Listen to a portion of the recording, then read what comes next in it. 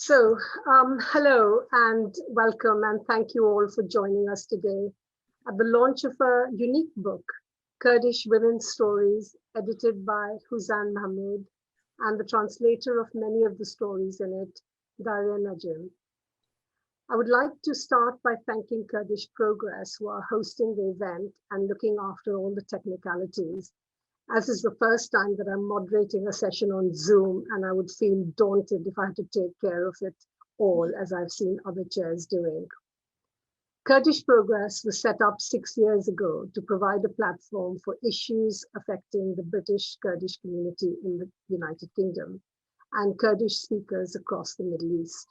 They've held many events in the House of Commons to promote British-Kurdish relations and highlight the socio-political dynamics facing Kurdish people across the Middle East. Before I introduce tonight's speakers, let me say a few words about how tonight's session will go.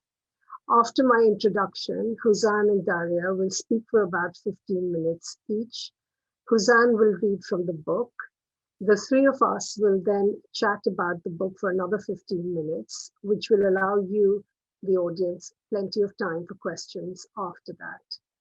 Please post your questions in the chat box and I will put them to the speakers during Q&A. Kurdish Progress usually take a screenshot of all the attendees at the end of the meeting.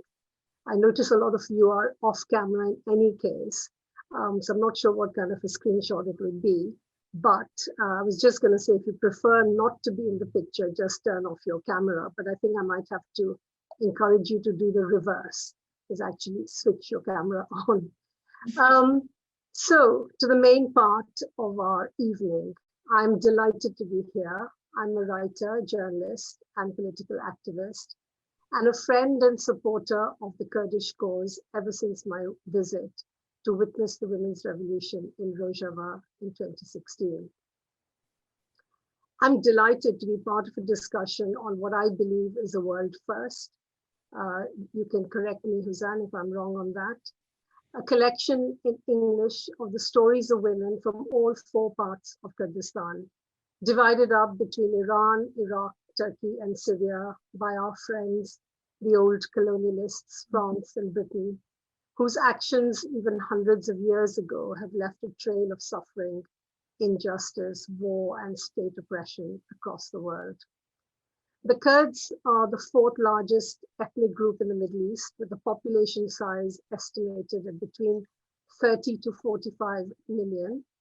I get the feeling that a lot of the people who are in the room are actually people who know everything about the Kurdish issue. But anyway, I've got a little bit of an introduction to the whole thing. So the Kurds are the world's largest nation without a state, as the popular Kurdish saying goes. In each of the states in which the Kurds have lived, there have been attempts to wipe out and crush their identity, culture, language, and dress, with varying degrees of brutality. Against this background, this book is not just a literary act, but a political act. It has been published in Sorani, one of the Kurdish languages commonly used in Iraqi Kurdistan, as well as in English. After the revolution in Rojava in northeastern Syria, Kurdish was taught to the Kurds in a desperate scramble to regain their heritage. This is an incredibly varied collection of stories which share only one thing in common: strong and often rebellious women. Of course, there are recurring themes: patriarchal controls on the freedom of women, state repression of Kurdish communities, loss of homes, loss of family members, and women resisting victimhood. These stories tremble with the fear of being caught speaking Kurdish, as well as spark with defiance of the authorities. There are stories of children feeling burdened by the secrets they have to carry around with them in order to hide their Kurdish origins. In North Kurdistan, for example, the Turkish state refuses to register Kurdish names for babies. They will even accept names like Elizabeth or Bouquet before they accept Rukun. When Rukun, in one of the stories, starts a campaign to get Kurdish taught at university in Istanbul, She was labeled by her lecturers as a terrorist and tortured. Extreme torture of dissidents, especially Kurdish dissidents, was so commonplace that she didn't even recognize that she was being tortured when she was blindfolded, threatened with rape, slapped, and had her hair pulled. She did not realize that was torture. She says of her experiences, "I have withstood this horror. I will not be silenced." And that for her was the essence of what it means to be Kurdish. Many of the writers go in search of their Kurdishness because political repression has denied them knowledge of their culture and identity. Another writer identifies Kurdishness in the images of two dispossessed people, two poor kids eating from a bin, and a woman who was part of the forced migration. I was struck and deeply moved by the resilience of the women featured in these stories, their determination not to show their grief in the presence of their oppressors, no matter how painful the provocation. In the opening story, the mother of a political activist is asked to collect his tortured dead body. She doesn't give them the satisfaction of seeing her cry, even though, as she says, there was smoke coming from her soul. One writer describes the pain of being hugged by her father for the very last time, knowing it is the last time because he will be executed the following morning, and has never forgotten that hug despite the passing of the years, and has never received a hug so full of benevolence and love from anyone else. Again, it was her father's wish that she shouldn't cry from that same impulse of refusing to bend in front of the authorities. She was only 14 at the time. There are stories of women who fought to get an education, who became political activists, who were uprooted from their homes simply because they were Kurds, who have seen public executions as children, whose family members have been disappeared, and women who became fighters in the Peshmerga forces and suffered terrible injuries.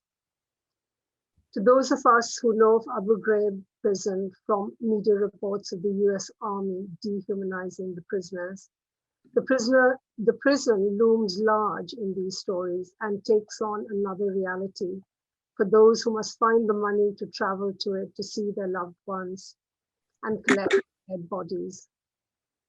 What was also striking was the absence of stories of romance, apart from one maybe. Many failed relationships touched upon in passing, but these women were not to be defined by their feelings for men. In her introduction, Houzan tells us that the main issue for the women was where to begin and end their stories, so full were their lives. This really chimed with my own experience of editing a collection of stories, turning the page to mark the 40th anniversary of Southall Black Sisters. I ran writing workshops with the SBS support group for over 6 months with women who had faced domestic violence and needed help to shape their stories. And the one question that came up frequently was where to begin and where to end the story, especially for women who had become used to telling their stories chronologically for officialdom, whether they were talking to social workers, immigration officials, or housing departments. I want to end with an observation about language and the different cultural approaches to English. The stories are full of imagery with the kind of writing that is appreciated in my own culture on the Asian subcontinent, writing which in Britain may be seen to be flowery. Well, in the story entitled Fuchsia Flower of My Brother, the writer pays homage to a brother killed at 25 by the Iranian army, saying, "Happiness was a bird that took flight and disappeared into an endless sky when she hears of his arrest." Now, this is the kind of sentence and image which I'm totally comfortable with, but it stands in tension with the value that is attached to writing, I feel, in the UK, that is stripped down and bare. In fact, I've had to struggle to tone down my own writing for fear of it being damned as being overwritten. But inside me is a voice of resistance to what feels like a colonial mindset. These are values imposed by our colonial masters, and we go along with them in order to be published and to be appreciated. I wonder what Houzan and Daria feel about that. Perhaps we can revisit that question in our discussion. So let me introduce our first speaker, Darya Najim. Daria was born in Suleimania, Iraq in 1992. She received a bachelor's degree in international studies and a master's degree in Middle Eastern studies from the Lund University. Some of her translations include a collection of poetry by Kajal Ahmed titled A Handful of Salt, and a collection of Kurdish women's writings titled Kurdish Women's, well, this particular book. She lives in Sweden currently. Over to you, Daria. Thank you very much. Is my voice clear? Yeah. Good. So just before I start, actually, I would like to thank Houzan Mahmoud for giving me the opportunity to translate the stories. I translated, I would say, almost all of the ones that were from Sorani to English, Sorani Kurdish to English. And just now, as I was yesterday and today thinking about what to talk about, there were four questions that popped up to my mind as to what I thought we should, I guess, I should talk about, and we should all talk about as a group. The first question is, what's a project? And then the second question is, what's a feminist project? And third question is, what is translation? And fourth question is, what's a feminist translation, or how can a translation be a feminist translation? I'm very happy to see a feminist project in which its main focus is to show realities of women's lives rather than providing solutions. I feel like lately I've been, especially because my master's thesis was also a study of the effect of neoliberalism on Kurdish women's movement in the Kurdish region of Iraq. There are more solutions actually given to how women, approach their problems than there are actually projects in which women are only listened to. So the first question of what's a project is by definition a collaborative work, or a group work in which it's carefully planned to achieve a particular goal. Kurdish women's stories, in that sense, is a complete project in the sense that it has been able to bring a group of stories together, and it has a goal. And the goal is to make women, give Kurdish women a platform in which they can speak and be heard. As a translator, of course, I mean, the book itself holds the name, defines basically the goal, which is to hear Kurdish women's stories. It's the first, having read so many Kurdish research or studies done on Kurdish women in Iraq, it's the only project that I know of that embodies the Kurdish women's struggles and stories exactly as it is, and it is even more importantly told by women themselves. So the next question, which is, what's a feminist project? A feminist project would be a collaborative work of a group of women who are brought together, who bring themselves together to express as thoroughly as possible, the struggle of the feminine. In other words, being a woman, however we may define that. A feminist project can focus on expressing inequalities, even if it does not provide any solutions for those inequalities, which is the focus actually of this project, to show the realities of women, which I think, like I said before, is very important. And those realities include political, economic, cultural, and a lot of global injustices done towards Kurdish women. The third question of what is translation? The translation, by definition, is a process of turning a given text from one language to another. In this book, it's Kurdish, Sorani Kurdish mostly, to English. The history of translation is, of course, not unique. It's, as all other fields of knowledge, it's a very male-dominated product. If we were to look at history of translation, we see that almost all translated literary works have been translations of the masculine, and there's very little of the feminine. And to translate women in itself is a very difficult task, as the field itself lacks methodologies.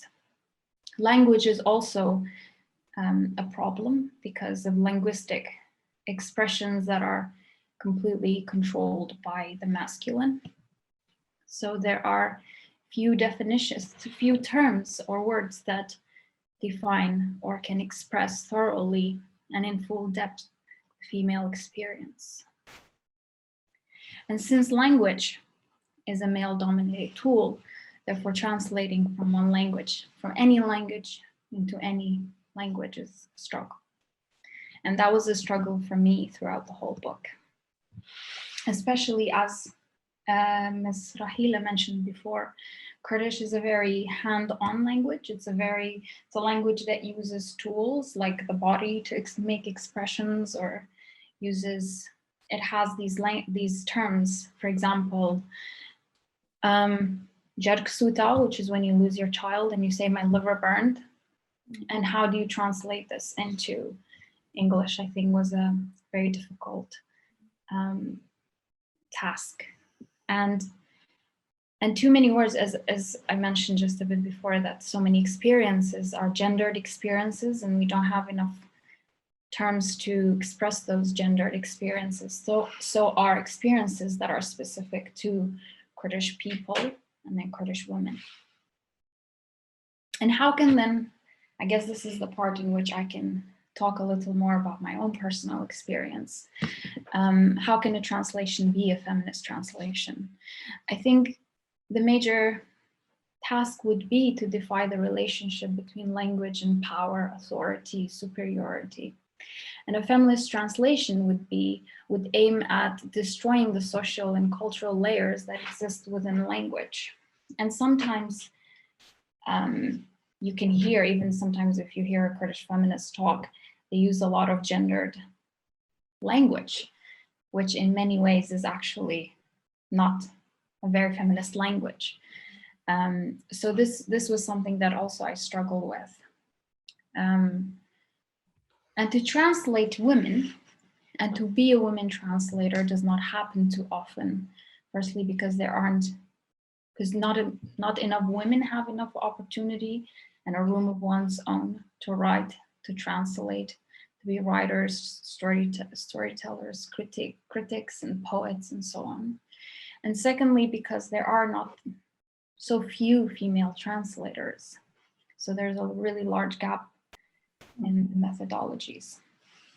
But however, I've always liked working with language, playing with language just for fun. When I was maybe 11, 12, I started translating.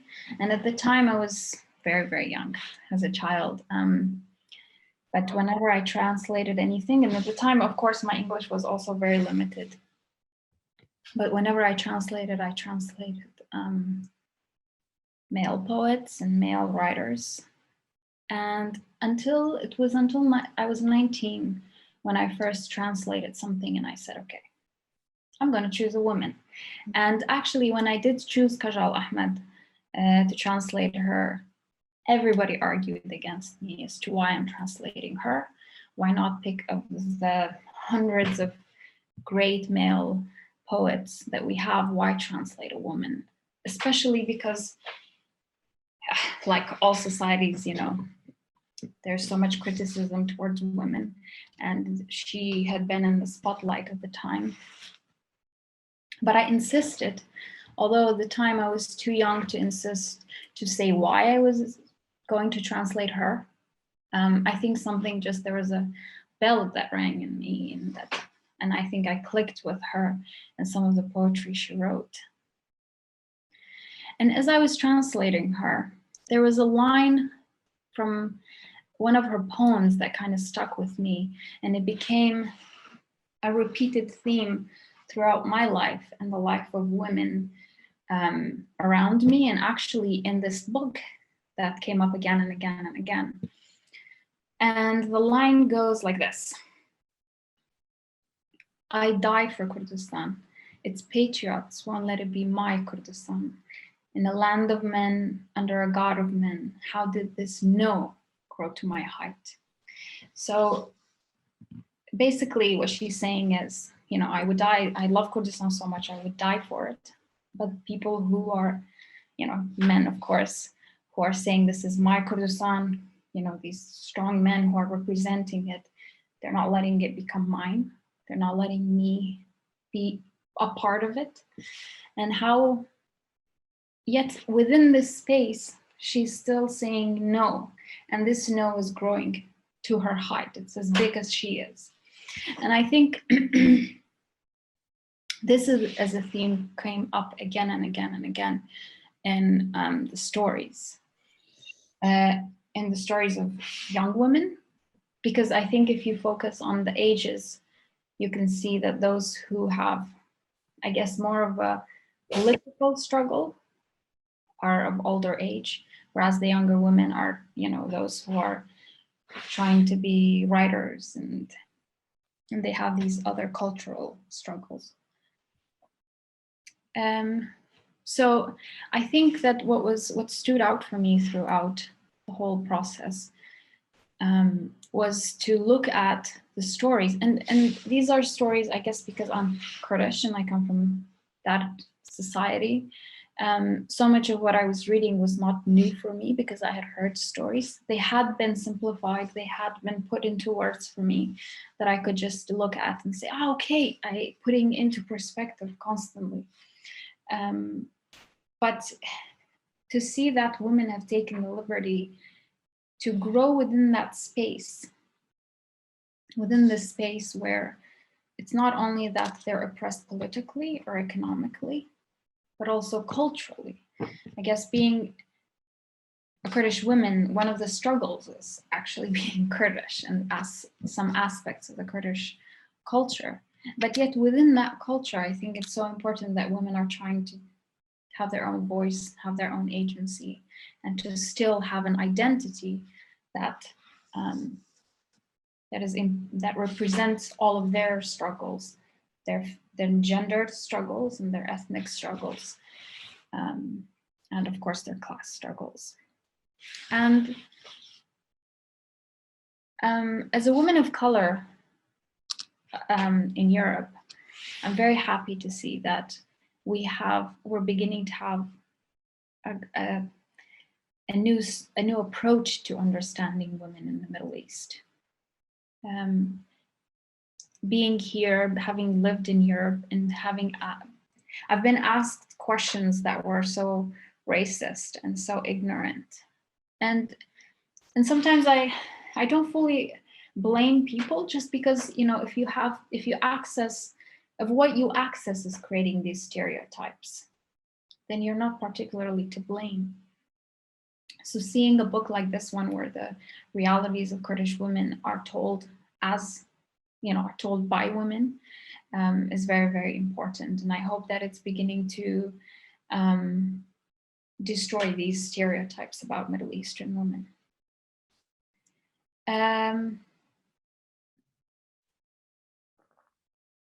So the last thing actually that I want to say is that I'm neither a feminist expert nor an expert on literary translations, but I am a Kurdish woman. I'm a woman from Kurdistan, and I find these projects to be crucial to understanding the struggles of Kurdish women, who are a major actor in Kurdish society, and Kurdish society as a major actor in the Middle East as a whole, and the Middle East as part of the world. And there's no way of understanding neither the Middle East nor the world, or parts or history of colonialism and oppression, nationalism and tyranny, unless we understand women's problems. And once again, thanks to Houzan for giving me the opportunity to participate in this project. Thank you. Thank you. Thank you, Daria. That was really interesting. I have to say, I've never thought about translation from a feminist perspective. So it would be good to sort of follow up on that in the discussion. Um, and now, of course, to the star of the evening. Uh, um, so Houzan, I'm sure needs no introduction anyway. A few details to remind you. She's a feminist writer, activist, public lecturer, and coordinator of Culture Project. She has an MA in Gender Studies from SOAS, London University. She's the curator and editor of this particular book. She is the winner of the 2016 Emma Humphreys Memorial Award, which I remember very well. Houzan writes and lectures internationally about Kurdish and Iraqi women's rights and feminism, and her articles have been published in The Independent, The Guardian, The New Statesman, Huffington Post, and others. Over to you, Houzan. Thank you so much, dear Rahila, for chairing and for this beautiful introduction to the book and to the event itself. I mean, you spoke about the story so eloquently that I don't want to talk about it. And thank you so much, Darya Najim, both for translating those stories, but also for your brilliant contribution to tonight's event. That was really, you posed several important questions that we need to take into account, both for this project and for future projects as well.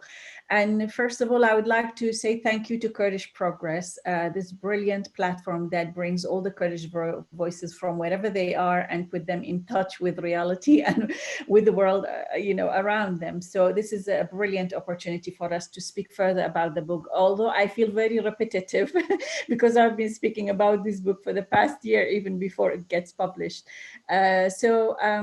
I would try really to just say a few things in the beginning about why as Culture Project we thought such a book is important, and later on I'll read some short passages from some of the women writings. Basically, lots of people ask maybe what do we call this book? Is it self-writing? Is it life history narrative, life story writing, memoir, personal narrative, autobiography? I would say call it whatever you want. But for me, what mattered first is to really bring Kurdish women into writing by themselves, for themselves, and as women as well, and how they have encountered life, love, political struggle, imprisonment, armed struggle, their participations in various leftist and nationalist, as well as other political struggles as well. So for me, it was very, very important to get women's voices and to turn it into a text, into a writing, because Kurdish women have been spoken about, but they have not spoken themselves as such, in my opinion. We have lots of women writers and poets, but again, they have not been translated as yet. Even in Kurdistan, male writing is far more important than women writing. Male political activism is 10 times more crucial and important and sacred even than women's activism and contribution to the political struggles, at least from that part of Kurdistan that I'm from Iraqi Kurdistan. And I'm sure Daria would relate to some of these things that I'm saying, because we are both from there.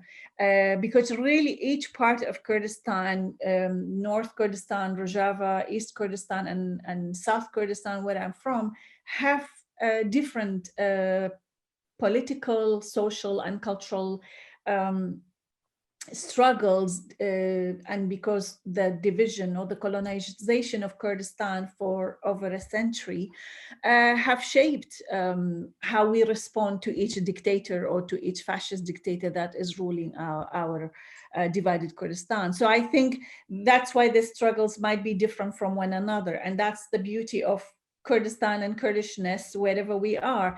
And I thought I should just really co-write a book where all these diverse voices of Kurdish women can be there, from Bakur, from Rojava, from Roshalad and Bashur, and diaspora women, and wherever they are really, because we are scattered. I mean, people speak about homeland and so on, but so many times I find it like a strange concept for me, because I really never had such strong feeling, because I was always on the run, on exile and displaced, and having to witness exodus when I was just in my early teens, and sanctions and wars and so on.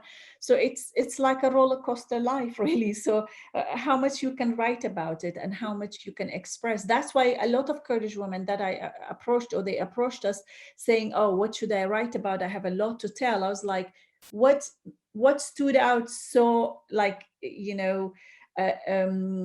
so much in your life? Write about that, because they had so many events, so many encounters, and so much to tell. It was so difficult for them to arrive at one point and say, okay, I'm going to write about this. There's no such a thing as a straightforward life from childhood to death if you are Kurdish. I mean, unfortunately, this might be true for many more people around the world, but particularly in Kurdistan, there's always a political conflict. There's always war. There's always erasure, genocide, you name it. People have always to struggle for existence and for survival, let alone other political struggles, that women have to do as well, for their own liberation and freedom, and for their own views to be counted as well. So I think this book is also about expressing selfhood, women's selfhood, who they are and their subjectivity, and as well as womanhood and identities, and different identities, really. I mean, we had women who wrote in Turkish, Farsi, and Arabic, and English as well. And they are just Kurdish women. Kurdish, they think and speak like they think and live like a Kurdish woman, and that's how they have encountered life. But because of assimilationist policies, they were deprived from learning Kurdish. And so they had to write in Farsi and Arabic and Turkish, and we had to translate them all into Kurdish Sorani, then translate them back into English. It was difficult for all of us. That's why we were a huge team, really. And I would like to thank every person who was involved in this project and who made great contributions to bring this book into light. And also I would like to thank Pluto Press for really taking the initiative further and publishing the book, because without them it would have been impossible.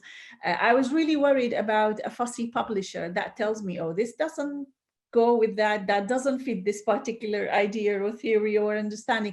But no, they actually absolutely accepted everything without questioning even one word that women have written in this book. So that was really, really important. And again, I think that this is also an anthology, but at the same time, it could be looked at as an ontology as well for some women, because so many of them were talking about, when they come back to me after they have written their story, they were just saying, I just felt like I was back in touch with being myself. And 30 years ago something happened to her, or 40 years ago, some of them 50 years ago. So that was really, really important to kind of go back that far in your memory and search and look for your own being and existence as a woman, first of all, and then as a Kurdish. So I think this was all important.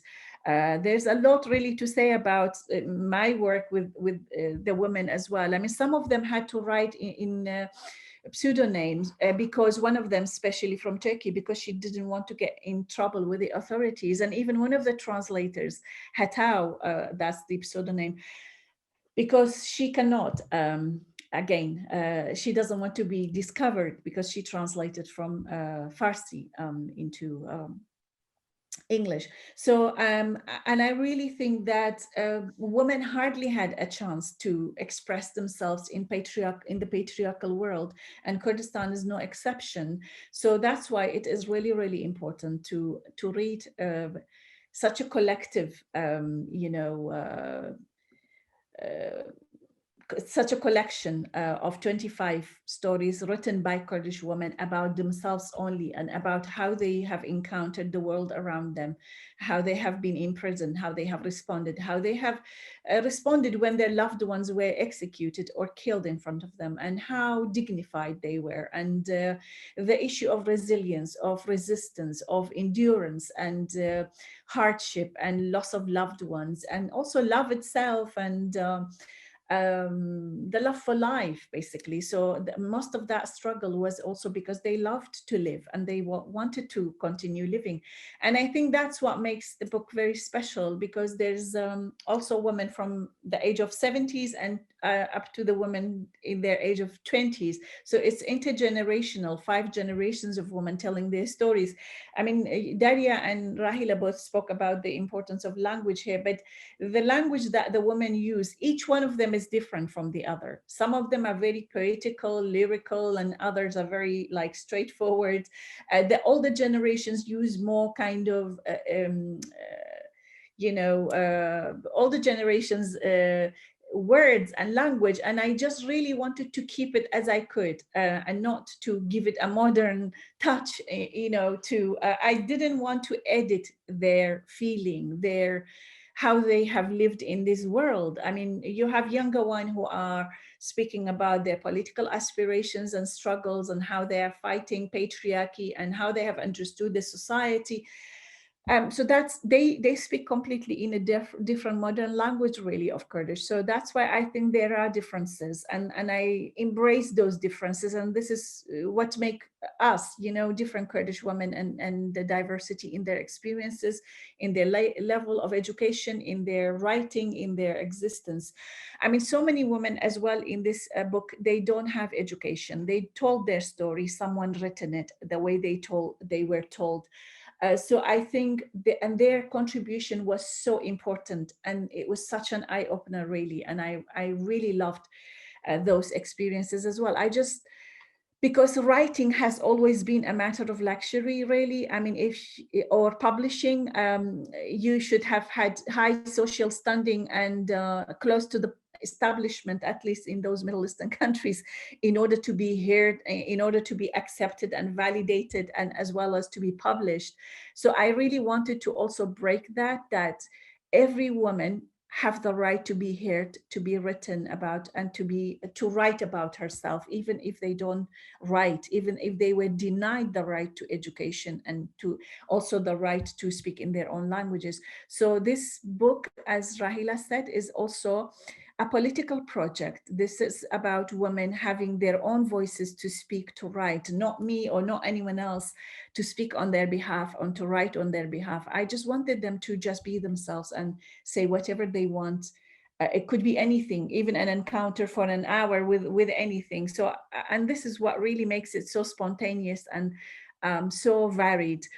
I wouldn't go further, and I will just start to read about some of, as I said, it was so difficult to make that choice. Rahila told me try to read some short paragraphs, and it was so difficult for me. I've been reading since last night. I was like, God, which one I should choose? They are equally so important, and really I found it very difficult to kind of choose, but I tried to choose different ones just to give a glimpse for those who haven't read the book or who haven't yet ordered it. The first one is written by Nasrin Ramazan Ali. She is a communist fighter, and her writing is about fighting an Islamic regime. This is chapter 8. When I turned 17 in 1983, a member of my resistance cell was captured. Fearing that he would mention my name under torture, I fled into the mountains and joined the Peshmerga. I wore the kawa pantol, which is a traditional baggy overall that male Peshmerga fighters wear. The only thing that made me stand out from the men was my long hair. I was given 3 months of training and my own Kalashnikov. From then on, my life became a perpetual march from one fight to another, and the night called, and fighters didn't have enough, oh God, sorry, this is just, okay.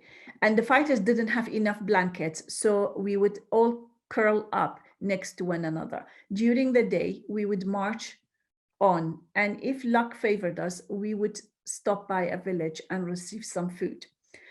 I'm moving to another one, chapter 13. At the Red Prison, they want workers. This is written by an artist, Roshkar Mustafa, from Iraqi Kurdistan. In the mid-90s, I was at the peak of my teenage years. I was always involved in art projects and other works. Yes, this was to make a living, to help my father take care of us. People's lives were under intense pressure due to the economic sanctions on the country. The situation in Kurdistan was much worse because there were not only the economic sanctions imposed on Iraq by the alliance, but also the economic sanctions Saddam Hussein placed on the Kurdish region. From the early 1990s to early 20s, even though I was still a girl in my teens, I wanted to work and to be economically independent. What was different for me was not only finding a way to have an income, but having my most delicate years destroyed by sanctions and distress. I spent my youth without learning of my desires and abandoning all the love and aspiration I had for life, traveling and simple things like the beautiful clothes.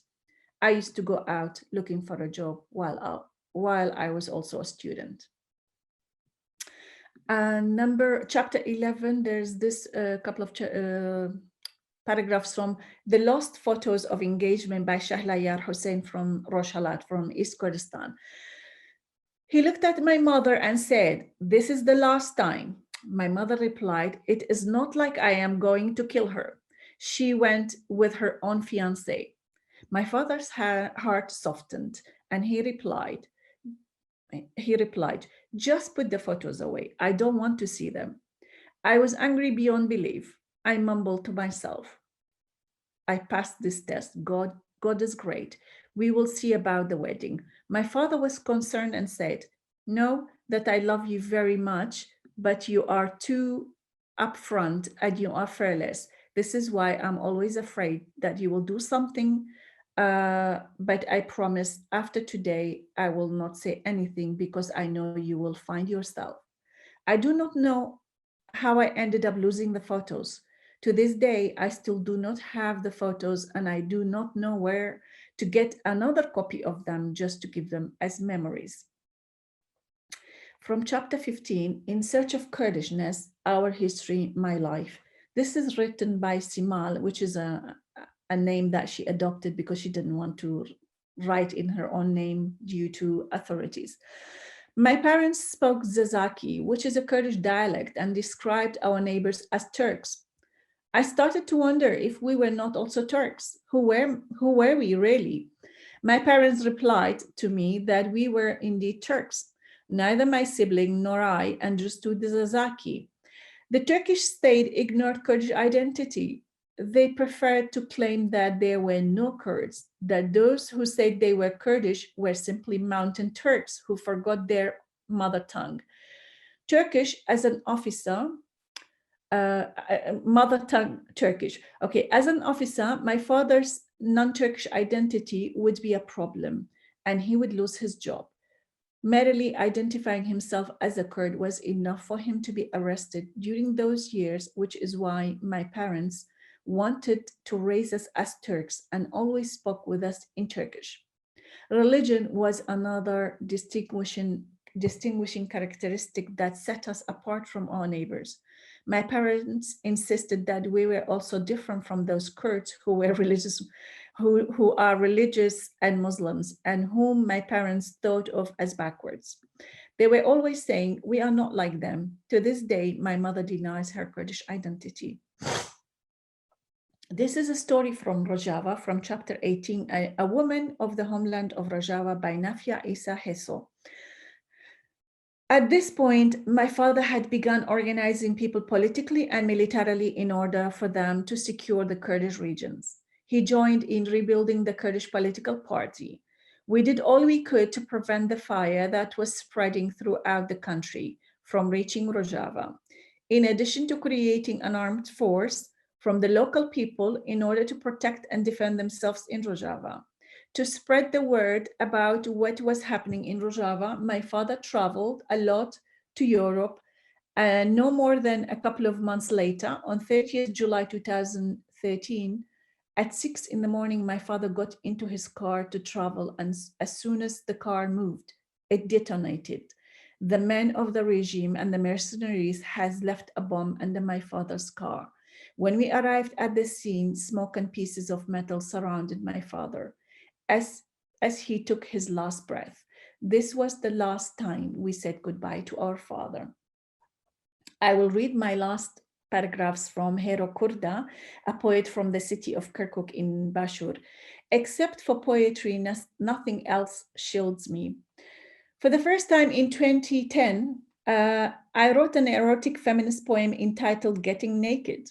During that time, I wrote mostly erotic poems. In 2013, I published my second collection entitled I Write Joseph.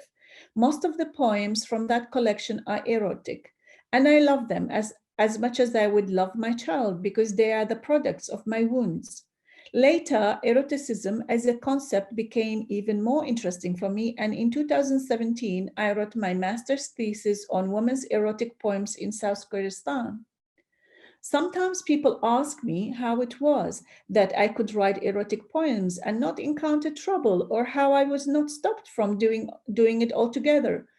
Poetry inhabits its own strange realm. The impossible becomes possible, and it makes one accept that which cannot be accepted and helps one find beauty in it. It is true that Kirkuk is going through its own special circumstances, but it is less influenced by what the mullahs have to say. The city has a centuries-old history of intellectualism and culture. Literature and culture are more dominant than oppression and prohibition. Do I have time, or shall I stop, Rahila?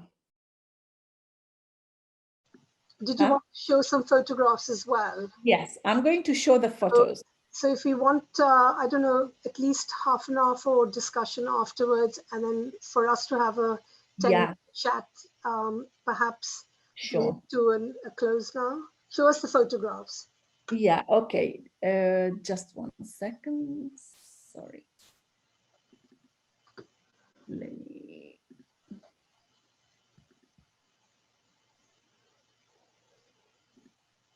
Okay. I'll have to share the screen. I tried it first. So in order to put the faces on the writings, this is Nasrin Ramazan Ali's photo when she was a Peshmerga in her early 20s. And that's her holding the book. When she received it, she was overjoyed. And this is Shahla Yar Husseini. About the engagement photos. Actually, you might find it interesting because I read it that she says she never got hold of those photos, but lately, about a month ago, she posted this photo on Facebook that she said, after 26 years, I saw my engagement ring again, and that my engagement photo again, it was found out in Iran, and then her relatives sent it to her. So this was really interesting. She wrote her memory or her story about that lost photo of the engagement, which she described it created a scene at home because of her father. But later on, after 26 years, just when our book was published, her photo showed up as well, which was really a nice coincidence. I wanted to share it. And this is a photo of Rojgar that I spoke about as well. And she's an artist. And in her teenage years, she had to work as a worker in the Red Security prison in Kurdistan, which was abandoned. And so yeah, I just wanted to show, and this is Hero Kurda, the poet who I just read about her, and she writes such interesting poetry. I mean, if you search her name, you might find some of her poetry is translated into English, I think. So that's it. I think I'll stop sharing, and I just wanted to show some photos, faces as well. And I think I'll stop here, and thank you so much everyone for listening and for joining us. And I would leave the floor to you, Rahila, and the participants as well, if they have any questions or contributions to make. Thank you so much once again. Well, a round of applause. Thank you. I can't actually find the emoji for applause for some reason. So we need to create one. Yeah. No, usually you do have one, but yeah, I can't find it. Okay, so I think we've probably got about 10 minutes for questions. And the two things I really wanted to explore, because you touched upon this, Houzan, was the question of difference in terms of the political and cultural traditions in the four regions of Kurdistan. Yeah. And it's something that's been kind of Well, intriguingly, really, I don't have an answer. Maybe you can help me with this. So I formed the impression from this collection, but also generally, that the Kurdish community is more liberal, secular, progressive. There was generally no veiling or segregation in schools. The girls and women joined the PKK in northern Kurdistan, and in Komla, the left party of resistance in Iran. And of course, now we have the women's revolution in Rojava. And then yet at the same time, FGM, forced marriage, and patriarchal attitudes towards women are prevalent. So are these regional differences, or are they simply the kind of contradictory trends that you might find in many communities? I think these are not kind of unique to Kurdish society. I mean, in the most advanced capitalist societies in the world where there has been like no wars or no genocidal campaigns and occupations, that women had the chance to struggle more than we could struggle for women's rights. But still, there are all these types of violence that we see even in Europe. And I think when you really look at Kurdistan, despite its division, despite dictatorships and genocides and erasure and assimilation and ongoing problems, still, in my opinion, it is the center of progressive politics in the Middle East. That is not because I'm Kurdish, I'm saying that. It's not coming from a nationalistic pride or sensation. In fact, I'm a leftist, and I have always made that clear. I'm not for nationalism or nationalistic struggles blindly and like deleting or erasing other people. I have suffered that. I don't want to repeat that again. But I have, even when I grew up there, my family and lots of people, even to this moment, there are a lot of progressive struggles, leftist mobilization, leftist armed struggle. It is unique to Kurdistan, in my opinion, and it has always existed. You have Komala, revolutionary organization, which we have. I mean, Nasrin was a Peshmerga there, who I just show her photo. We have many more from there. We have PKK, we have the Rojava struggle now, we have in Bashur as well, in 70s and 80s, Marxist Leninist groups, they were extremely active, but also we had more nationalistic trends and organizations as well, but they were not also how I say, religiously backward and so on. There is some sort of openness, to be honest with you. I mean, even now when we are very critical of the current Kurdish regional government, but when we compare it to the south of Iraq, it's far more advanced. But that's what makes what makes the Kurdish struggle a bit different. It is just people don't want little, they go for the for the maximum, and that's how it has to be. And I think because also those divisions made us culturally different, not because we are not Kurdish. No, there are a lot of similarities in our struggles, and culturally and linguistically as well, but also the nature of the resistance to each government is different as well in some parts. For example, in Iraqi Kurdistan, we can read and write in Kurdish since 60s. We managed that, to secure that right, with a lot of struggles and problems and so on. But in other parts, yet that has not been achieved, because and the good thing is, like, Saddam's regime is no longer there. But really, to be honest, this current regime in Baghdad is not even better. So these are the problems. This all delays our struggle, and sometimes it shatters our progressive struggles as well. I mean, look at Rojava, the only hope in that region after decades of suppression of fascism, religious fascism, dictatorial fascism, nationalistic fascisms. You have Rojava as a beacon of hope, but look how many enemies it has. This tiny region, I mean, how much they can endure. And this is why international struggle and solidarity with the struggle of our beloved people in Rojava matters a lot to humanity, not only to Kurdish people, in my opinion, because it's a hope in this 21st century, with the rise of neoliberalism, with the rise of Islamofascism. I mean, symbolized in ISIS and Boko Haram, and enslaving women and torturing women and killing people and converting people, if not beheading them. I mean, where do we live? 21st century, and we still have to struggle with these, monstrous forces, and it's all Kurdish people who are confronting this. And I think that's why it affects our struggles. It delays all our aspirations and dreams for equality, for better life, better living condition, for women's rights. I mean, just imagine if the Rojava revolution manages to go through, and instead of responding to every monster, if they just manage to focus on their own political projects, I think it would be much more different. But look, one side, Turkey and ISIS is a constant threat. I mean, it's just difficult. That's what makes it difficult. And that's what makes the struggle and the responses a bit different in each part, because it is about the political situation, not about the differences. Because for me, I have never seen myself being different from my other sisters in other parts of Kurdistan, really. Yeah, I was thinking about when you were talking about the kind of political activity that you find in Kurdish communities. I found that in many of your stories, they dealt with political families. And it made me think, is that because these writers came through your political network? Or is it that the Kurds in South Kurdistan, particularly since the majority of the stories are from that area, are they highly politicized? That was the question that arose in my mind. Yeah, to be honest, so many of these women I haven't met, those who contributed with their stories. Some of them I do know, but so many of them I don't. I haven't even seen them.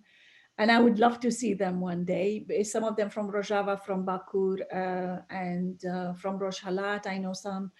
I know lately I met Kubra, who was a political prisoner. Her story is in the book as well. I mean, they are fascinating. These women are amazing. Their stories are fascinating. And I think this is just a fraction of how much else they could tell about their lives and their struggles as well. Thank you. We've just got a few minutes, and I wanted to end with a question for Daria in terms of the obstacles that you faced in translation. I know you talked a little bit about that. One of the things that really interests me is about trying to preserve the idioms of the original language, even if they sound awkward, or whether you go for a totally smooth and seamless translation by substituting them with comparable idioms in English.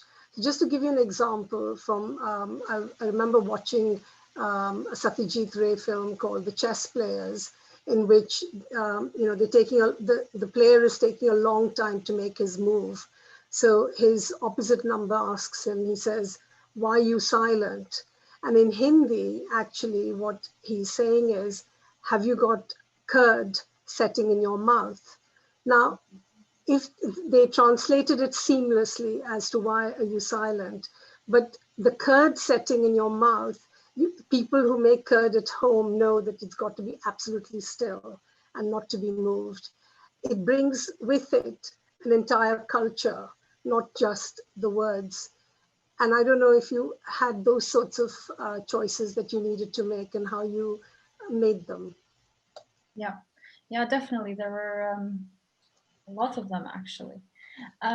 So I have not studied translation. I'm not a graduate of translation, but I've always been interested in translation, and I have read various theories on how to translate idioms and things like this. I've done a bit of both. I've done where I felt like it was impossible to translate, or it would ruin the text, or it would give no meaning, then I translated it, gave it not an English version, maybe something more closer to, whereas there are times where I have translated exactly as it is. It is difficult, just because I feel like Kurdish for me is the language that I express my feelings, my inner experiences in, and English is a language I write papers and essays and articles. So it's different. Head and heart division. Yeah, definitely. Like, for example, I sometimes write poetry. I don't write poetry in English, even though my first academic language, studied English my whole life. I do it in Kurdish. But anyway, the point is that I did a bit of both. Unfortunately, I don't have yet the copy of the book, so I cannot give you exact examples. It was a bit difficult reading it online, but yeah, just a bit of both. Great. Okay. So I have some questions here in the chat. Lots of positive comments, people saying they can't wait to read the book, etc. I have a question. It may not even be a question, but I'll read it out. Thanks for your nice and great work. I work on Kurdish men and women's life story experiences during the refugee process because those stories build my PhD.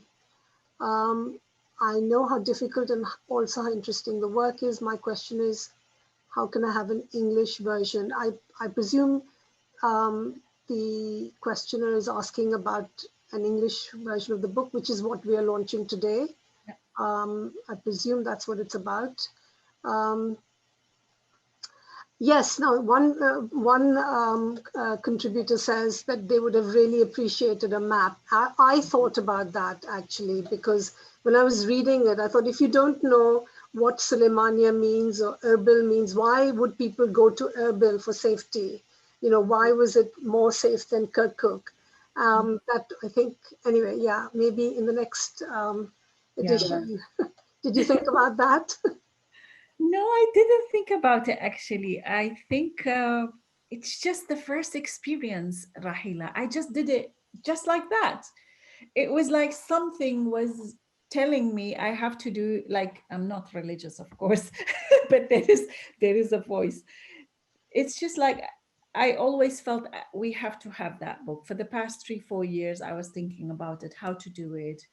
I wasn't sure even as if Kurdish women want to talk at all or tell their stories or experiences, because we find ourselves mainly through research or through what travelers had to say in the 1920s and 30s about Kurdish women, and they're more liberated and they don't wear chadur or burqa or all these black abayas, and then how they were free mixing with men and working with men even at that time.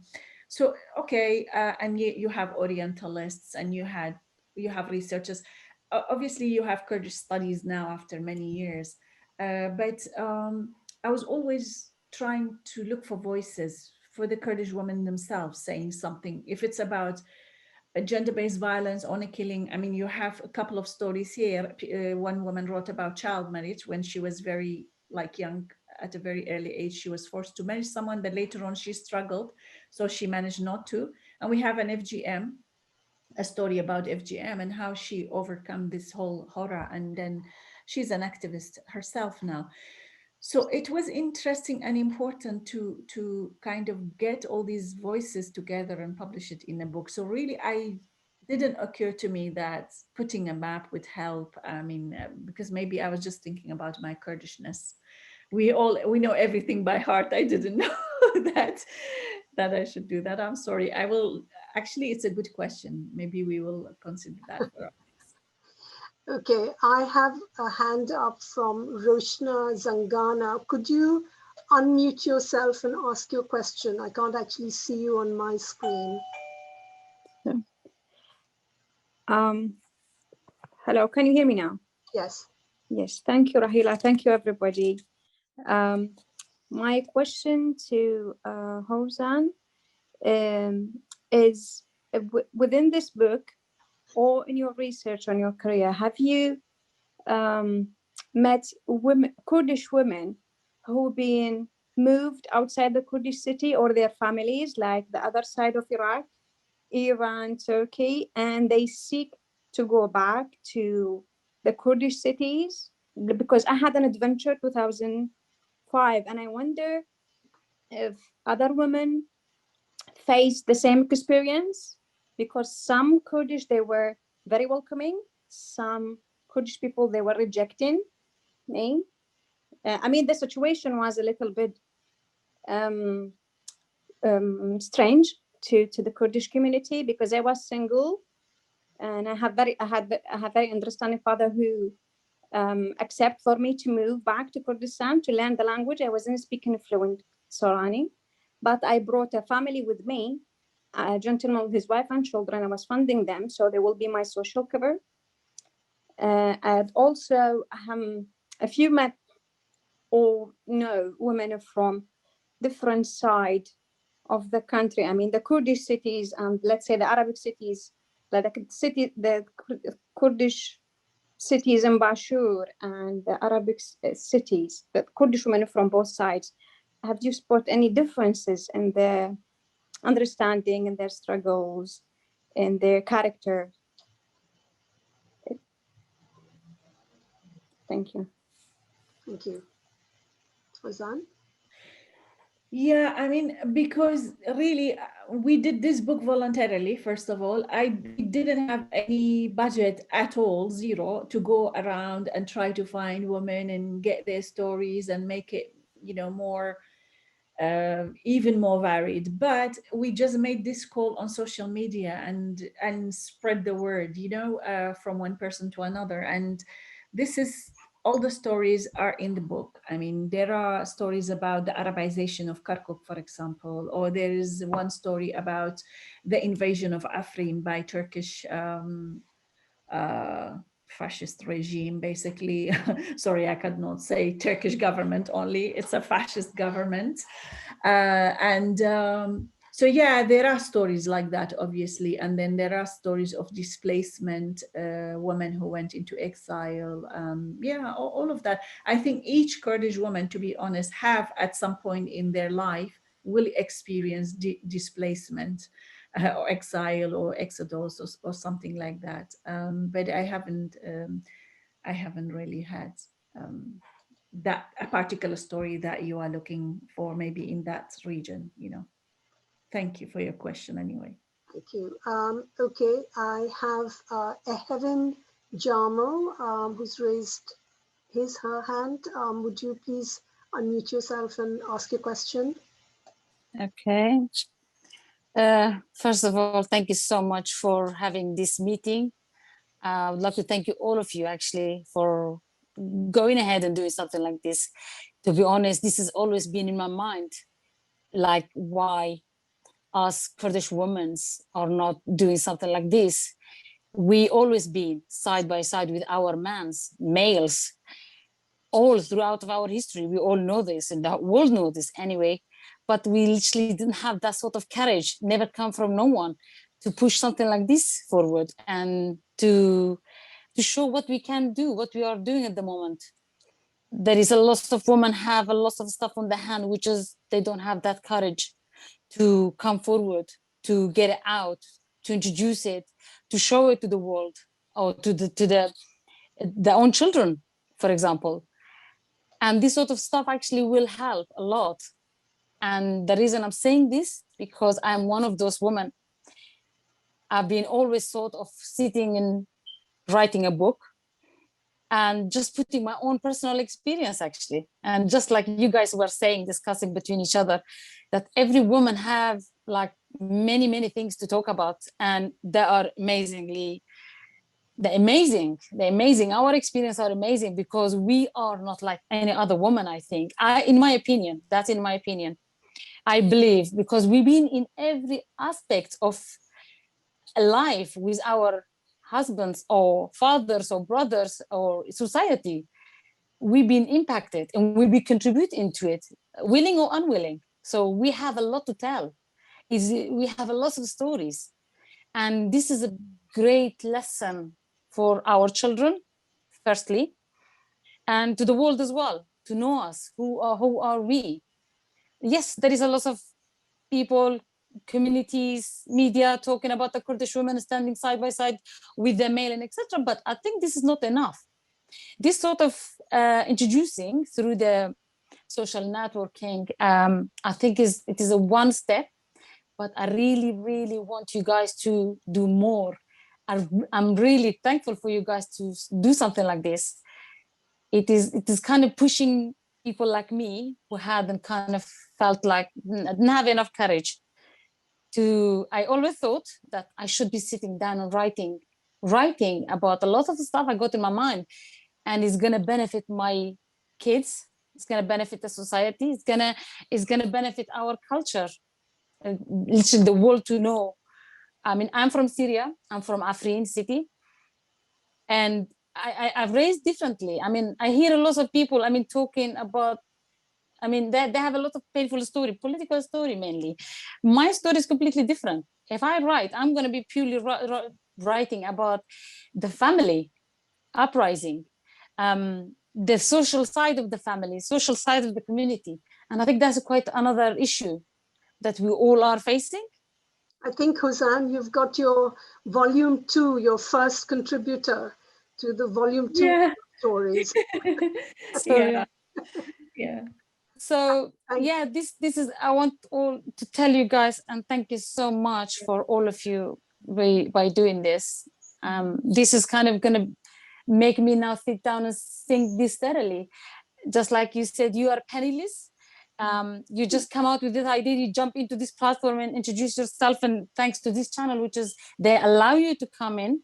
I've been looking for this, to be honest, looking for opportunity like this to hear from this channel, which is, that's quite nice to see that they are actually allowing you guys to come into this platform and talking about this. And hopefully there will be a lot of women like myself coming forward, thinking about it from now on, what they can do. Every single one of us got amazing story to tell and to benefit the society and our families. And thank you so much. Thank you. Do you want to respond to that, Houzan, or shall I move on?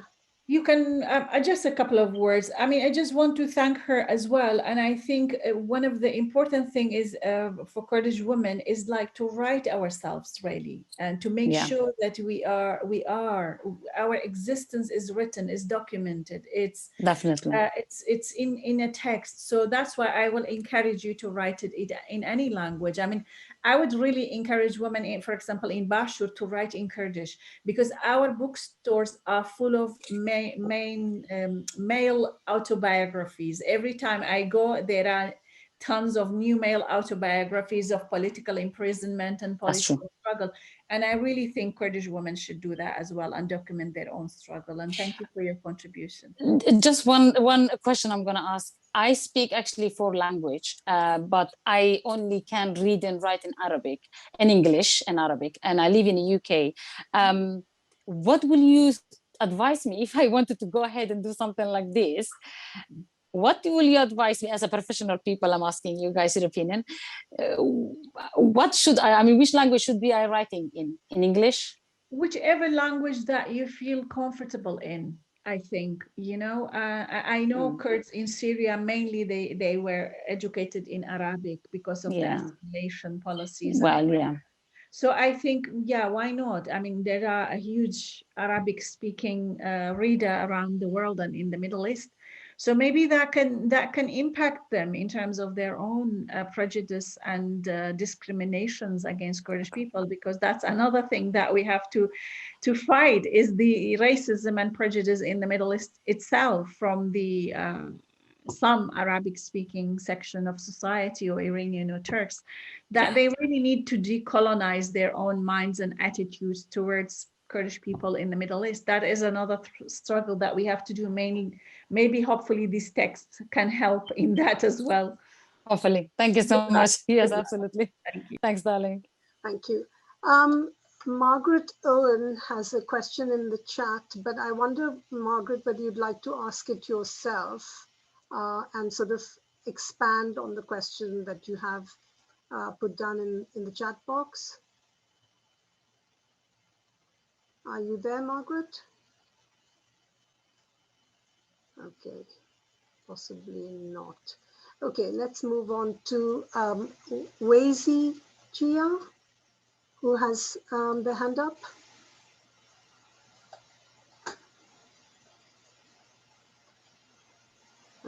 Okay. Yeah, sorry. Thank you very much for this very interesting and significant project, and actually also for your inspiring talks. I work on similar project on refugees, you know, how the refugees speak out. I mean, the question I've got 2 connected questions which are actually more like academic. So it's about like this kind of Eurocentric state-centric approach when they write about refugee or about women. Daria, for example, mentioned that the many studies and work about women are dominated by men. But what about like European or let's say colonizing communities, scholars or scholarship from Turkey, Iraq, Syria, when they write about the Kurdish women? I mean, it's not just about men, but also about this kind of colonizing approach and can we say that this project is kind of response to this, like that you create space and voice for Kurdish women that they speak by themselves? That's the first question. And the second question to Daria and I'm here now. I can do it. Okay, Margaret, sorry, just you'll have to wait because somebody else is having their go. After that, I'll call on you. Okay, and, mute yourself now then. Thank you. Sorry. And the second question is about your position. What is your position in this project? I mean, you are activist, scholar, you try to create voice space for Kurdish women. And how do you identify, or let's say, yeah, how do you connect yourself or with this project or identify yourself within this project? Thank you very much. Who wants to take that? Daria? I can take the first question regarding this Eurocentric understanding of the struggle. I think there can be a very Eurocentric analysis of what's happening in general.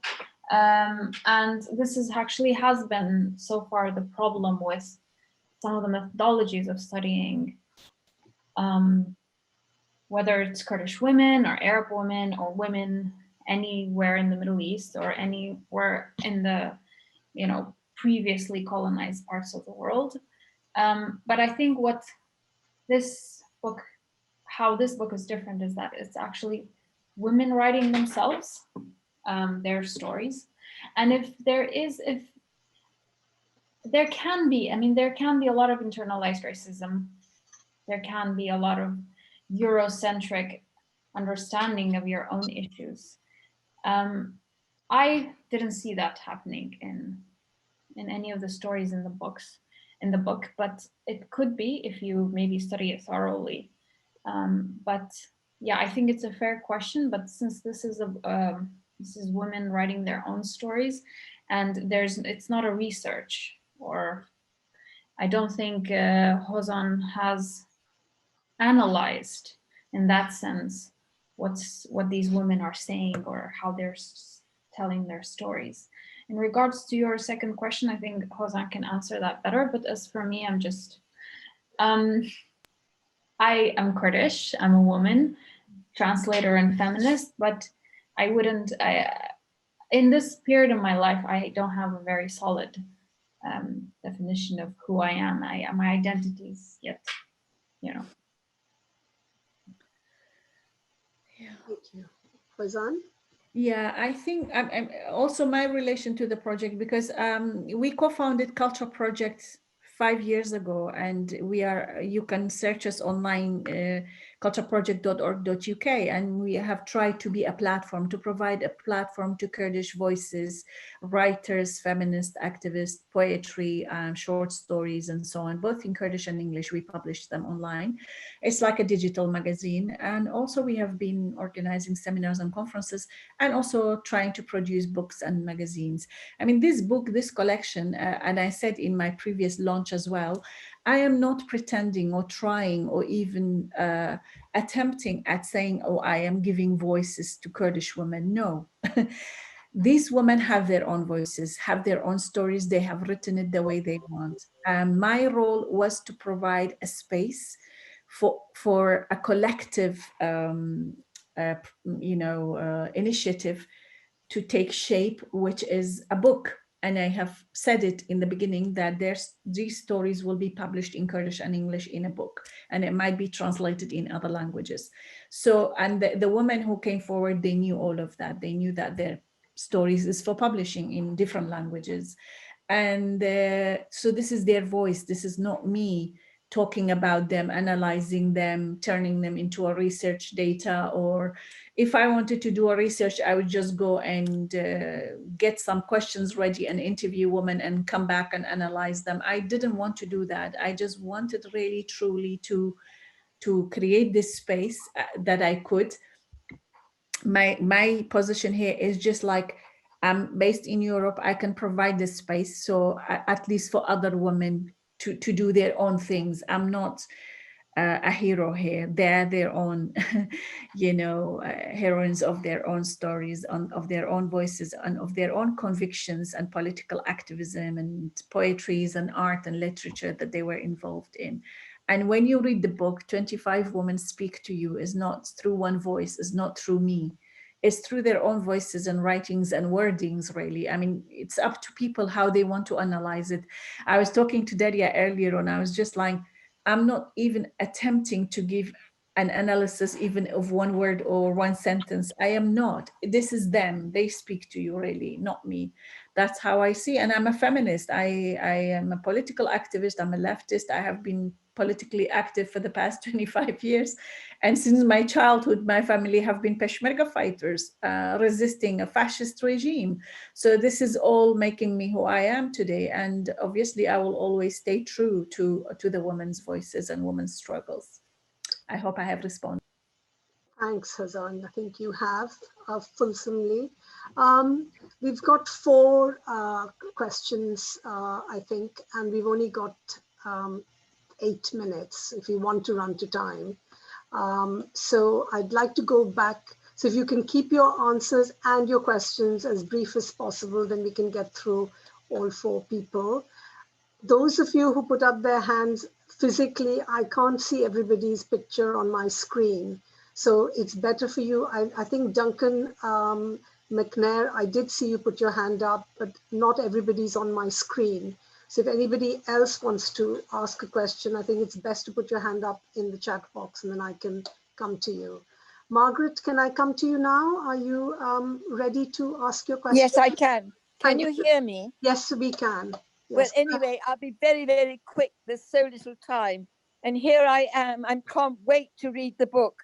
But what I think is extraordinary, Houzan, millions of congratulations, because this book has allowed all these different women to tell their incredible different stories. And the voices of women are so much richer than the voices of men in leadership or men who speak, because the women are talking about the politics that were decided by men that actually have such terrible consequences for their own lives. But I'm asking, my question really is, the horrors that happened in all the 4 parts of Kurdistan have been so terrible, and yet from that intensity of horror, the most miracle of all women's revolutions is taking place in Rojava. And maybe it's a message, you women are unlocking the voices maybe of women all over the world. But I think it's probably the intensity of the struggle that's gone on for so long that has actually somehow given such strength to this extraordinary revolution. So the women are both talking about what happened in their personal lives, but also they're talking about a new third way politically. I just think it's the most wonderful thing that you've done, and it's going to encourage women all over the world to write in their own language, in their mother tongues, about what they want to say. Thank you very much. Thank you, Margaret. Houzan, I'll take a couple more questions and then maybe you can try and answer all of them as briefly as possible towards the end. So I've got Zay Bin Boga. Would you ask your question now? Yeah, sure. So hello. So I actually just got my book the other day. Can I just say delivery is so quick? I love it. Anyway, so yeah, I just got my book. I haven't actually read it yet. But I just wanted to ask, so I'm discovering my Kurdish identity as an adult. I'm half Kurdish. And that's because my father was killed when I was 3 years old. So that's my Kurdish father. And basically born out of that experience of me discovering my identity as an adult, I started my own organization called Displaced. And what I'm trying to do with that is basically create workshops which allow like Kurdish, not just Kurdish, like children of immigrants and immigrant youth to basically discover their identities depending on like different places that they're from. I'm personally starting on the Kurdish community because I am a Kurd, so it makes sense, right?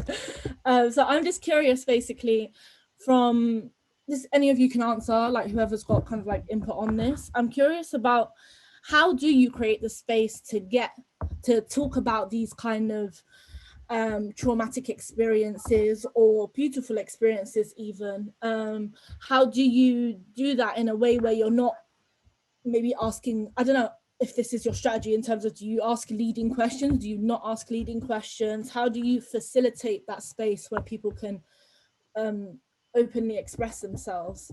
So yeah, that's pretty much the crux of my question. Okay, thank you very much, Zay. We will come back to that. Duncan McNair, would you like to ask a question? You're muted, so we can't hear you. I really just want to say thank you very much for organizing this. And thank you also, because I sent it as an email because the chat was disabled at the time that I tried to put it in. But in case people don't have the chance to read it in the chat, perhaps you could share it with participants. I have a very small NGO called Peaceful Planet Human Rights Education, and we have actually done human rights education. We've got materials in 5 Middle Eastern languages. We've got Kurdish, Sorani, and Arabic and Farsi. Kermanji and Badini are in preparation. And through a local NGO, we have done human rights education for teachers and police and security officials in Kurdistan and also in Baghdad. And I'd very much like to do more of that. I'm in touch with some education people in Kurdistan, and my email is at the end of the chat. So that's all I want to say. Thank you very much. Okay, I think that's it. I can't see any other hands up. I would just like to come back to Zay's question before I hand over to Houzan and Daria. Just to say that at Southall Black Sisters, we run a support group for women who have faced, terrible trauma in terms of the domestic violence. And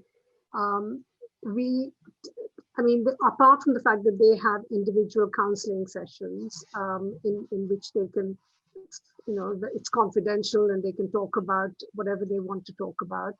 In the support groups, we run various kinds of sessions like art or writing or photography or crafts. And through that, conversations emerge. And then it depends on how much women want to share or don't want to share, what sort of relationships come up. We kind of manage the dynamics of the group situation. But it's a regular group and it gives women the kind of support, solidarity that they're looking for. And it's usually in that kind of context that they begin to talk about their past trauma. So Houzan and Daria, would you like to say something in response to the various things that have been asked? I like Daria to talk first. Daria? Thank you. No, I think trauma is one of those things is that if you're not committed to it long term in the process of like trying to hear about someone's trauma all the way throughout and their internalization of it, it's better not to get near it. But if you're committed, then I think if there's that safe space, that you also have to be careful to the fact that you might have secondary trauma. I think it's called secondary trauma, in which somebody's trauma can become your own. So just make sure that you and the person, that you don't put either of you in a spot in which that can be, double trauma. Okay. Houzan? Yeah, okay, well, I'm really not, I don't know about these things a lot, but perhaps you can get help and like support or advice from kind of relevant organizations who specifically running education training courses and stuff like that in that relation. But just one, outside of that, being Kurdish is difficult. It's never easy, and it has never been easy, in my opinion. So many times, sometimes we have to run away from it to discover it again. In my opinion, it has happened to me, and I don't look at it as trauma. And I think we should look at these things as part of our life, as a way of life, and taking joy in discovering it and rediscovering it, abandoning it, coming back to it. I just think we have to really be playful with identities, because it can change. I mean, especially when you are young, when you get older, things change with age, in my opinion. And when you are younger, you are more radical. Nothing matters. No identity really fits you, because you are too big for any of those identities and nationalities and stuff like that. I mean, when I was young, so many things like that I have tried. So that's why I think I wouldn't look back and say, oh, it's trauma, or I was traumatized. No, I mean, I embrace it. We really have to embrace certain things in life and try to look into the positive side rather than elaborating more on the negative sides of things. And yeah, enjoy your Kurdishness. I'm happy that you rediscovered it, and I'm sure you will come across a lot of important things. And I agree with Rahila, creativity, art and literature and poetry and photography, all those things really are important in your work. And thank you for your intervention. And I don't know if there's any other question to respond to. No, there isn't. I think there's one person. Is there one question? Oh, Nectar. Do we have time? I should ask Kurdish Progress. Do we have time to take that last question? Ask Dosh, maybe we have time. Okay, great. Okay. So Nectar. Yes. Is that you? Do we have time? Do you have time, my dear? Well, I thought you were from Kurdish Progress and you were giving me permission to ask the last question, but you are the last questioner, is that right? Yes, thank you very much. Okay, quickly. Yeah, thank you very much for the contribution, a wonderful event and wonderful things. And Houzan, congratulations, we will follow up with you.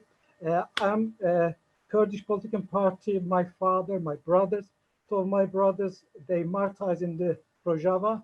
One of my niece martyred in Rojava. I am part of the Kurdish Progress, Kurdish Community Centre London, and then Plymouth Kurdish Community Centre and Nottingham.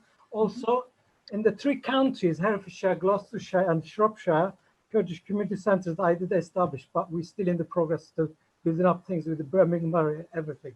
So just basic questions about one thing we need. We work very strongly with the Nadim, our brother Nadim Zawadi, Baz Ahmed, and also with the Scottish Refugee Council, with our brothers, with the Sabir Zazai. So the things that the Zay states, we can sort that with the Sabir Zazai and the Baz Ahmed, also our MP Nadim.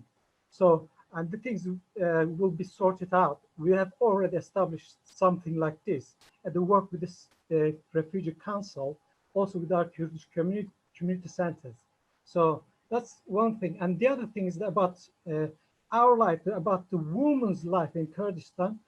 My mother, my poor mother, just one of the millions, we have to leave 7 cities in Turkey, exodus in 7 cities.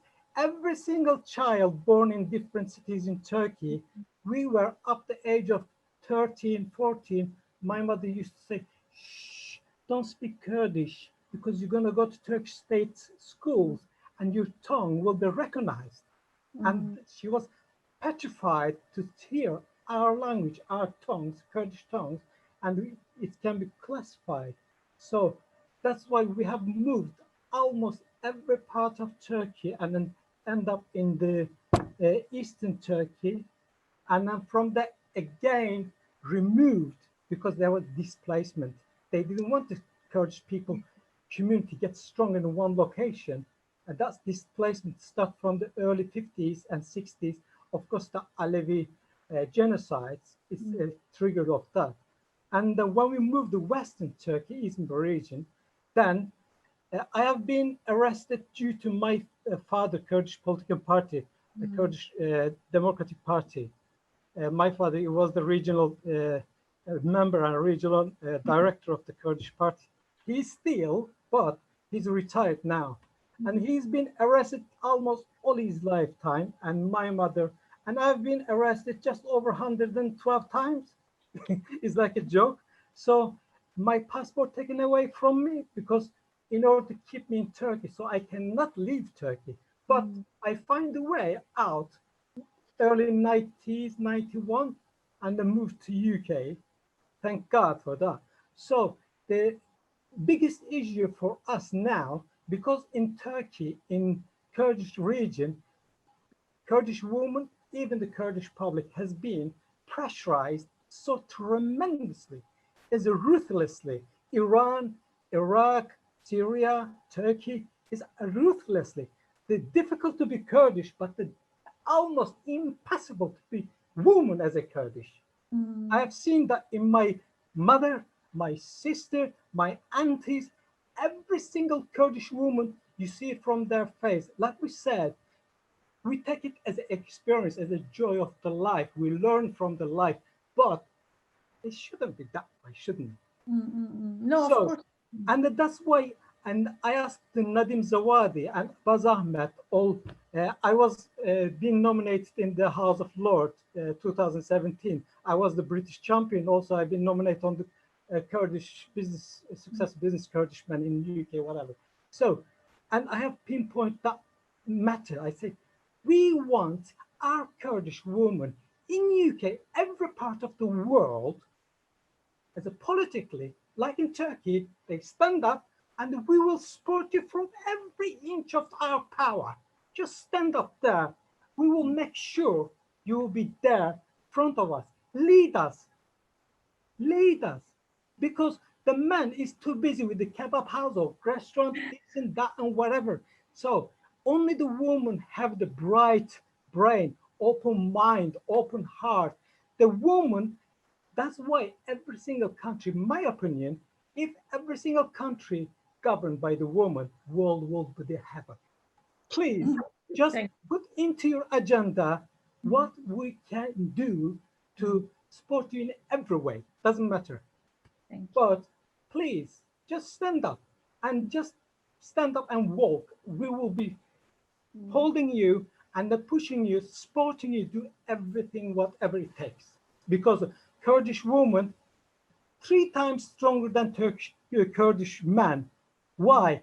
As a mother, as a wife, and as a human. And a political activist, as in Rojava. Exactly, exactly. So, and this is why I would like to ask when and how you can stand up. We have to have a strong voice, even stronger voice, because in Europe, in UK, we have that freedom for a woman or man equality. So, and put into your agenda, like the Zay, our sister Zay say, we have this, don't worry about it, contact us through the Kurdish Progress Center or Kurdish Community Center in London or Scottish Refugee Council. And through us, we will put in the right location, right scheme that already working last almost 7 years now. So that will be sorted, but we need our Kurdish women voices. Thank you very much. Okay. You're welcome. And thank you very much. Absolutely. I'm a chapter being to see some wonderful event. Houzan, again and again. Thank you for your contribution, each and one of you. And thank you very much. Thank you. Okay, so I just want to lead a round of applause in whichever way we can for our speakers tonight. Unfortunately, it's not very effective on Zoom. I want to thank the two of you for a really interesting and deeply moving evening. And if this evening has inspired our audience, please buy the book, which is available for sale from the Pluto Press website. It's available from Amazon too, but I would urge you to support the publishers by buying directly from them.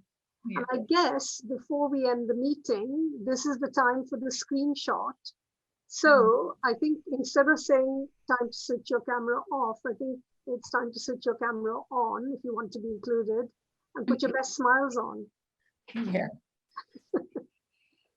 So,